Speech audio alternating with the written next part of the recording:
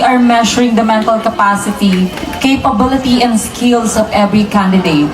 So ladies and gentlemen, allow me to showcase my own talent in my very own simple way.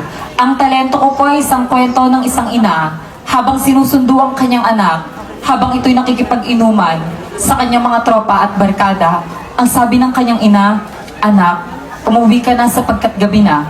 Ngunit imbis na sundin, ito na lamang ang tinura ng kanyang anak. "Ina, anong ginagawa mo dito? Pinapahiya mo lamang ako sa mga tropa at barkada ko. Malaki na ako, hindi na kita kailangan." At napaluha na lamang ang kanyang ina sapagkat ang pinakamasakit na salita narinig niya mula sa pinakamamahal niyang anak, musika, maestro.